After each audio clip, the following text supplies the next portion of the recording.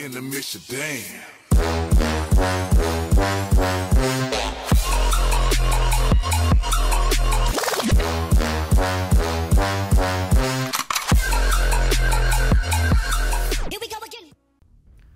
Hey everybody, welcome back to the channel. This is your host Majestic speaking with another episode of MechWarrior Online here, and today we're playing with the WVR-7D upon special request from some of you guys. In particular, Gloomy Grim had come to me and asked, how the heck do I play this mech? I just can't seem to make it work, so I'm just messing around with some builds, seeing if I can make it work, and as you can see, we are on Crimson Strait, already started the round, and yes, that beeping, that siren going off is in fact MASC. The WVR-7D does come with MASC, so that is definitely one special aspect about this mech that is not so common with the Inner Sphere. So, as you can see, we have two AC-5s, a small pulse laser, and two SRM-2s. And as you can see, we are pushing right into the tunnel. We have a Supernova and a Kodiak right in front of us. We're going to go for both of these guys, and here come the reinforcements. Look at this tunnel push.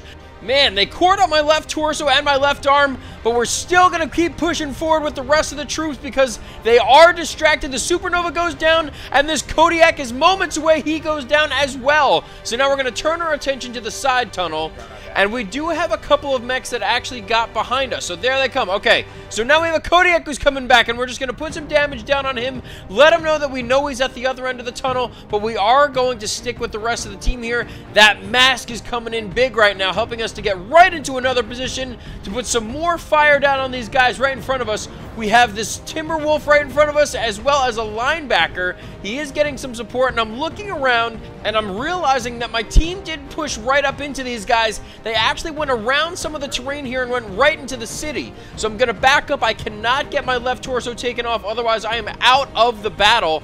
And looking at where my team is forming up, we have a couple opponents that are in the water there, but my team looks like they're going to wrap them up pretty quickly. So now what we have to do is just focus on the rest of the opponents that are congregated around on top and under the platform. And here come the reinforcements. Yet again, we have a Battlemaster in front, and he's focusing up on this Highlander right in front of us.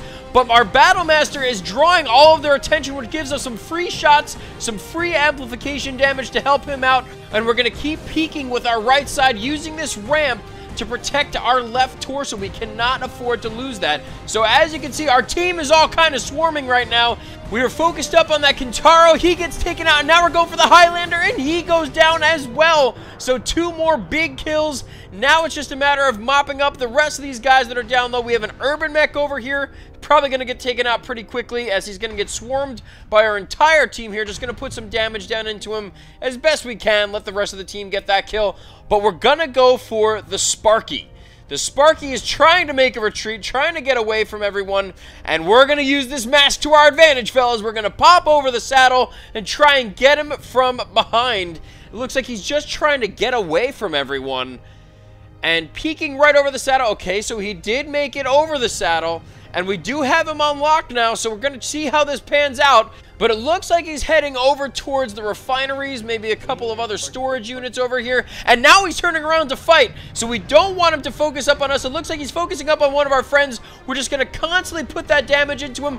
2 or 3 of us on him, and he's just all kinds of confused, trying to back up, trying to torso twist, and I got the kill. So a huge kill there at the end of the round, getting this guy down. You cannot escape 3 of us coming after you, and that is going to pretty much be the nail in the coffin for this round. We're going to come back over the saddle. I believe the last 2 are in Delta 4 and Delta 5, or Echo 5 and Delta 4. So it looks like it's just a matter of time before these guys get taken out. We're going to use that MASC, try to get back over the hill and help them out and get these final 2 kills. But man, that escalated kind of quickly after the tunnel push. That, I feel, really set us up for the rest of the round. And, you know, we were able to get our shots down. We were able to take down a couple big opponents. And as you saw, I did overdo the MASC a little bit there, trying to get towards these last 2 kills. And it looks like they're going amongst the buildings here. Yeah, Delta 4, again, he popped up on the radar. And we're going to try and get into a position, maybe help out a little bit. Again, still need to be wary of that left torso. And yeah, he's focusing up on one of our friendlies here. It's our linebacker. That linebacker is still here, and I got the kill on him. And that's going to finish off the round. Wow. Did not expect to be the one to deal that killing blow on the linebacker. If that's the same one from before, I can't believe he made it. Good for you, man. I don't know how you made it if that is you. You were with that Timberwolf before, but man, I give you a lot of credit. That's going to do it for the round. 2 kills, 8 assists, 697 damage, 7 components destroyed.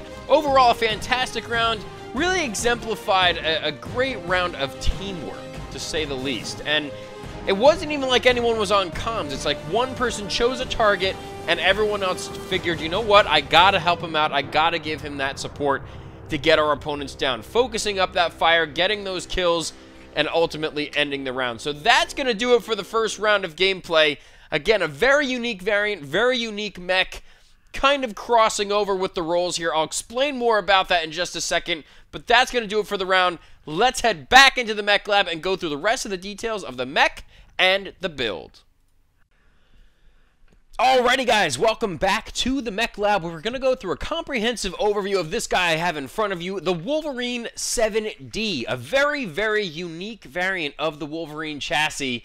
And a lot of you guys had come to me saying, like, I feel like this mech does have a lot to offer, but I just don't know in which ways I can use it out there on the battlefield. It does have that mask jump jet capability combo that a lot of players do want to have, and it's a very, very interesting take on the Wolverine chassis. The fact that this is a mask-capable mech, you know, it just adds a lot of different elements that you can factor in and how you want to build the mech and how you actually want to play it out there on the battlefield. And when I was looking into this mech, and one guy in particular, one of you, Gloomy Grim, actually brought this guy to my attention because I hadn't really experimented with them very much. Because I did look at the specs, the overview and everything, and I was like, it doesn't really have a lot of hard points for anything. It doesn't, you know, it does have mask and jump jets, but maybe I'll check it out someday. I'm gonna kind of put it off. But as I messed around with it, and I figured out that this is a perfect example of a hybrid role mech on the battlefield. And I'm going to go into that in just a second. But what I mean by a hybrid role is, you know, you're not a dedicated brawler. You're not a dedicated support or artillery fire mech. You're not even a dedicated mid-range, you know, kind of amplification damage kind of player.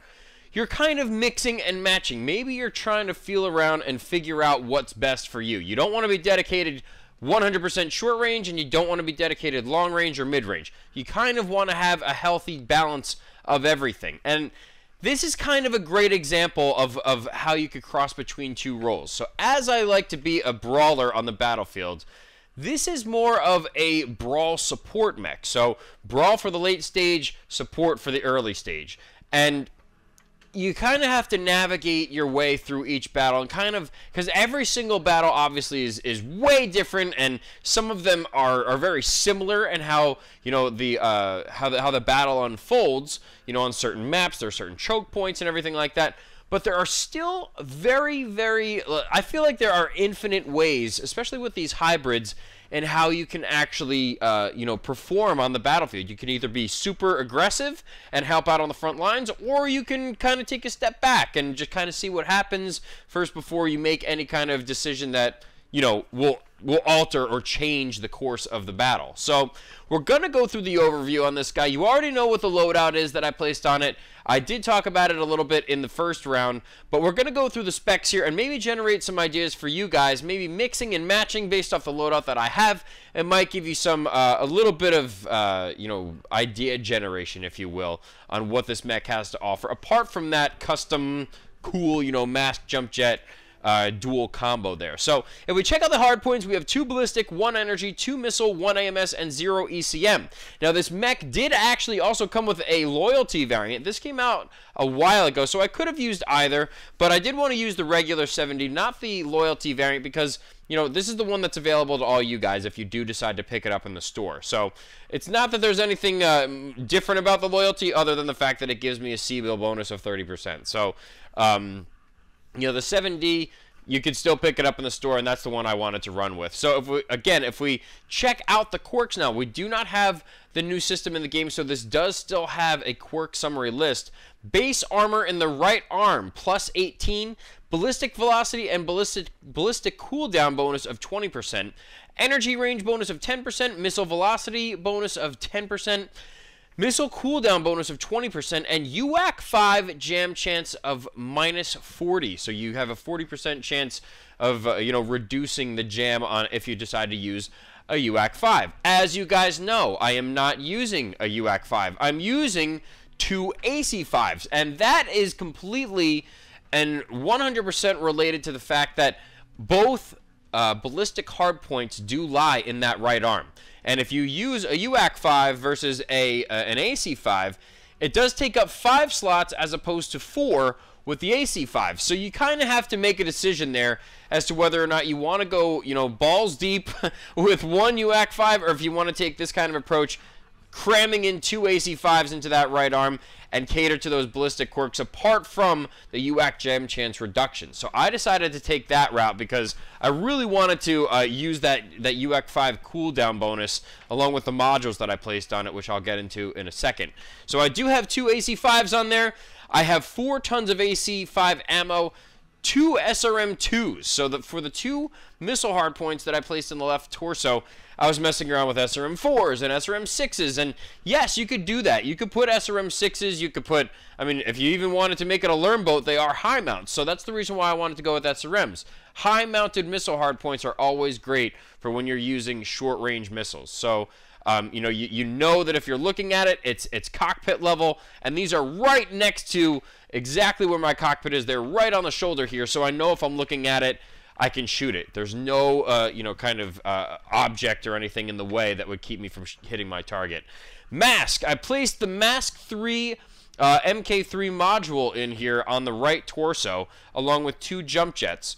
And then I put that small pulse laser. It is a head-mounted energy hardpoint. So the head, the mount for that energy hardpoint in the head is right underneath the cockpit. So it's not above. It's like right underneath the chin almost. Again, I did place 2 tons of SRM ammo on here to cater to those missile hardpoints, and I stripped off almost all the armor on the left arm. As for the overview of all the stats here, we have 55 out of 55 tons, 73 out of 78 slots, 336 out of 370 armor.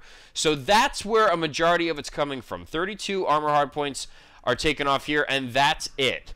A majority of it, all of it, is coming off of the left arm. Everything else is full to the brim. Again, we do have that right arm bonus plus 18 for the armor. That brings it up to 54, which is pretty nice. So we do protect those AC5s substantially, and they are probably our main source of firepower in this build.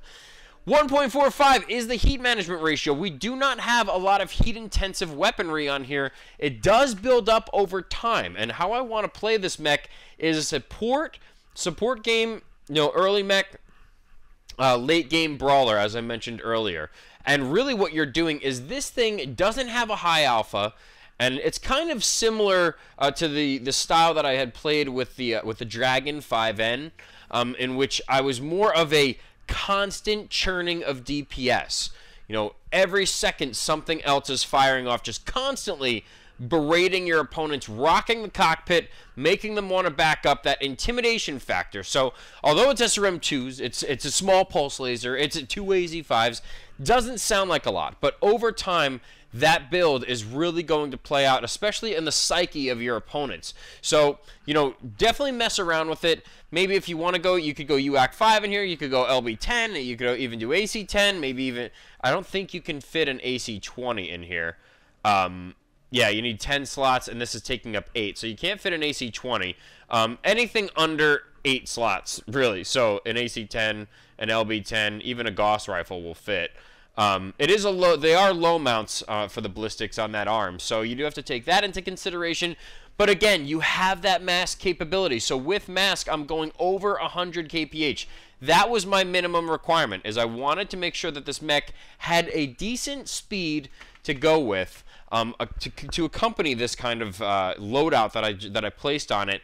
But I also wanted to make sure that with mask, how fast would it go? And it actually does break 100 kph when you have that mask enabled. So it definitely can scoot in and out of positions very quickly. dip in for a brawl, put a couple salvos down, get out of there really quickly, or I can just churn DPS from a distance with the AC5s. It's really up to you if you want to mess around with this particular build, but I know that you guys, or you should, kind of just mix and mess around with how you want to play your mechs, and, you know, figure out what's best for you. Really, that's what it comes down to. 10 double heat sinks. No external double heat sinks. They are all in the engine, in this XL255 engine. We have 81 kph to work with. Firepower, 22.6 is the amount of damage that you're doing on an alpha. But again, as I mentioned, it's more amplification damage and constant DPS churning through every mech that you focus in on, especially at short range. That you're going to be generating your damage scores out of. So with the jump jet capability on here, we have 19.1 as our rating. And again, I mentioned we have the XL255.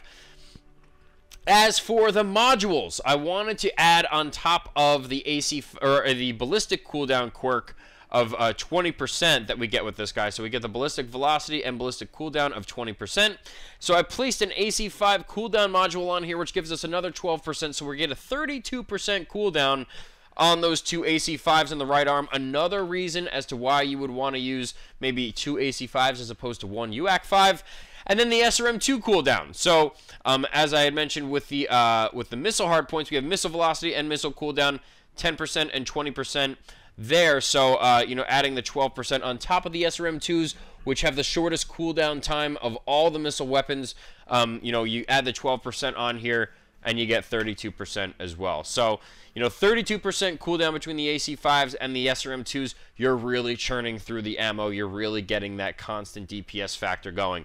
As for the mech modules, you guys know what I like to use: advanced seismic sensor and radar deprivation, just to know if there are any mechs within 250 meters of range from me via ground vibrations. So I'll be able to determine if they are close to me within that 250 meters of range. Brawl mode is what will engage if I do see anyone kind of popping up on the radar. And radar deprivation. I don't want to get targeted by anyone. I don't have ECM or anything on this mech. And if I can scoot behind a wall or scoot into some kind of other cover on a map, I'm definitely going to use that radar deprivation to my advantage there. So that's the reasoning for that. Consumables, Cool Shot 9x9 on the improved airstrike. Again, the Cool Shot just to keep this mech cool in case I do kind of spike with the damage and the heat and everything kind of building up, especially in the late stages.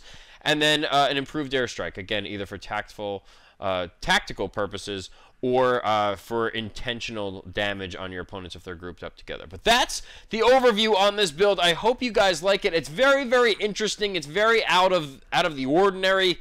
It's a unique variant for the Wolverine. I hope you guys enjoyed it, but that's going to do it for the overview. Let's head back out onto the battlefield and see how we do again in our second round with the WVR-7D. Here we go. Alrighty guys, here we go. Second round is going to take place on Polar Lurmlands, or Polar Highlands.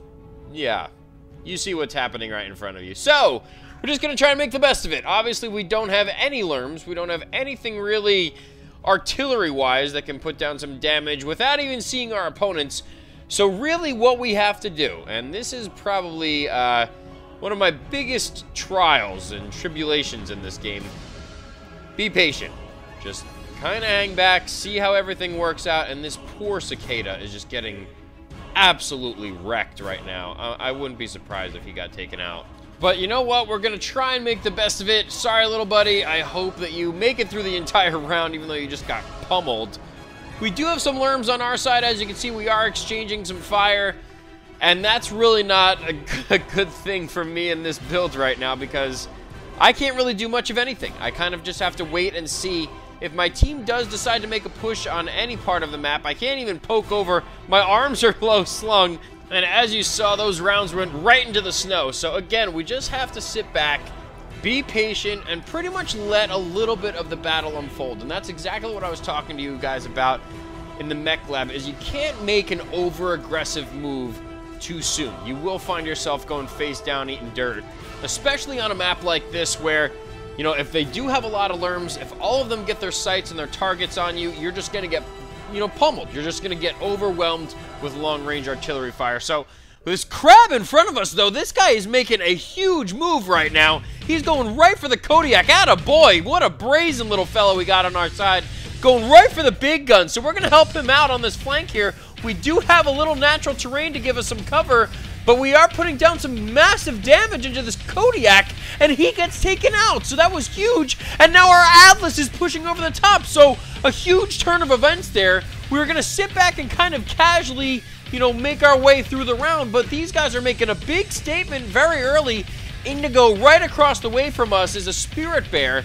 He's got long range, but he does have some Streak 6s as well, so we just have to be mindful and careful of him. We do have some targeting on him, and he is getting hit by some of our long-range missiles. We have this Night Gear in front of us, and a lot of their team seems to be realizing that we are pushing behind them from Hotel 9, so we're just going to focus up on every target that pops their head over that hill. And the huge thing here is if you look at the mini-map, even our LRM boats are sticking with the team. I cannot emphasize how important that is right now, because we're getting that close range fire, and even as they try and retreat into cover, our long range missiles are able to connect. So that is huge. We have this Timberwolf over here, weak right torso. That right torso gets taken off. If we can focus up on that left torso, we get the kill. So we take out one of their LRM boats. That is huge, especially on a Timberwolf. That guy was probably one of the ones that was eating our Cicada alive earlier on. And now we're getting ourselves into a very, very beneficial position, just staying on the outskirts, but still inside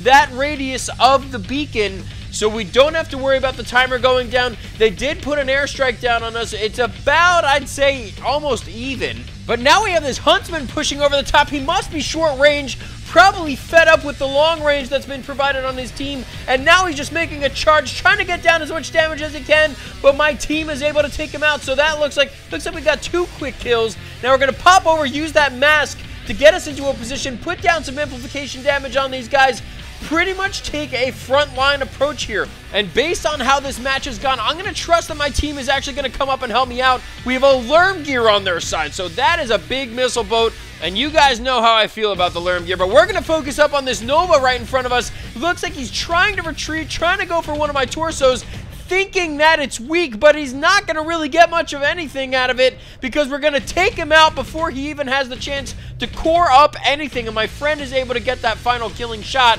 Now we're going to focus up on that LRM gear. He gets taken out as well. We're going to change directions. I saw on Seismic we had this Spirit Bear and this Hunchback. The Hunchback is a LRM boat, and he's trying to get shots down on me. He did hit me with Narc, but I took him out of the battle, going for this Spirit Bear, and he gets taken out as well. So, again, huge kills that constantly just, it's snowball effect. Our entire team was there to help out, and even now, in this extremely late stage in the game, you can see on the mini-map, everyone is still somewhat in relation to one another. No one's spread out across the map. And as you can see, we're trying to focus up on this Locust here. As you guys know, the Locusts are the bane of my existence in this game. I just have the toughest time being able to handle these guys. But there we go. Finally gets taken out. We did get some shots down, and my team is able to wrap that one up. But a great round of gameplay overall for multiple reasons, and I'm going to go through those reasons in just a second, but let's check out the end screen. We have 2 kills, 8 assists, 674 damage, 4 components destroyed. If we look at the team stats, of course we've got some quick exits on our side from the LRMs, but we were able to focus up and get these guys down. As for why this was a fantastic game, even if you do play a LRM boat, stick with your team. Do not go off on your own and just think that you're going to be able to provide support from long range. We played the role. We did cross over between a hybrid role of support in the beginning, and then we did follow up in playing more of a skirmish brawler towards the end, really amplifying that damage, getting those guys down. You saw I ran out of AC-5 ammo, but that didn't stop us from pushing forward and helping out the team in getting those final kills. So that's going to do it for this episode of MechWarrior Online. If you enjoyed the episode, make sure you hit that like button, hit the subscribe button, check out the links in the description. I will have the Smurfy link there if you want to check it out for yourselves. Let me know if you guys do run around with this mech, and if you make it any different than how I have it, or if you like this build. I do want to hear all of your opinions below. Thank you guys so much for all the support. I really do appreciate it, and I look forward to seeing you all on the next one. Take care, guys.